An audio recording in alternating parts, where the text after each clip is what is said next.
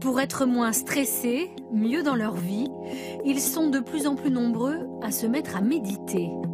Pourquoi un tel engouement? Pour quels bénéfices? La méditation serait devenue une réponse dans un monde stressant. Si vous ressentez l'envie de réouvrir les yeux, vous pouvez réouvrir les yeux. Dans cette salle de cinéma parisienne, ils sont venus ce dimanche de toute la France pour une séance de méditation collective pour la planète.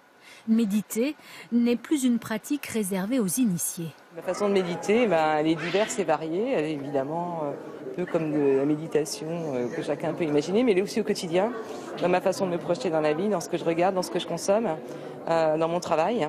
Pour moi, le bénéfice, il n'est pas de faire de la méditation quelque chose de dur, ou comme font les moines zen. Moi, je ne suis pas de cette voie-là.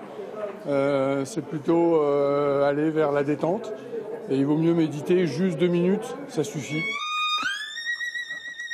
La violoniste Virginie Robillard a commencé à méditer il y a 20 ans. Pour elle, c'est une hygiène de vie et une source d'inspiration quand elle joue.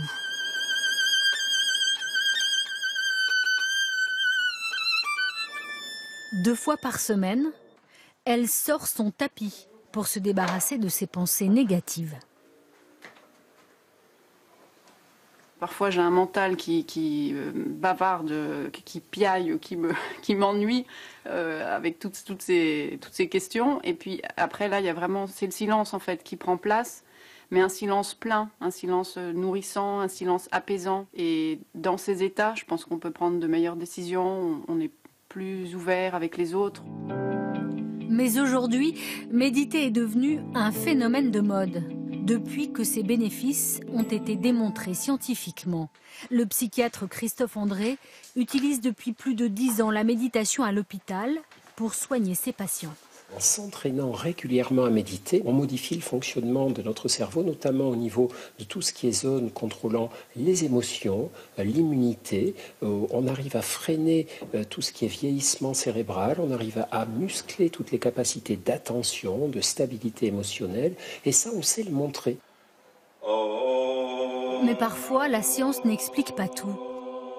Depuis quelques années, la France découvre une autre forme de méditation par les mantras, ces répétitions de sons. Ces adeptes reçoivent des vibrations qui, disent-ils, leur font du bien. On se met au milieu, on ressent. Au fond de moi, je sens un approfondissement, une paix qui se met en place. Mais à vrai dire, j'en sais rien.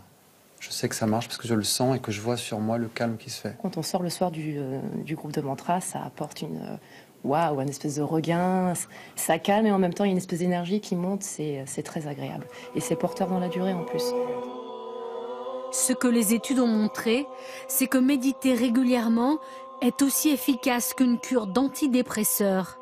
Une façon aussi de faire baisser les hormones qui sont à l'origine du stress.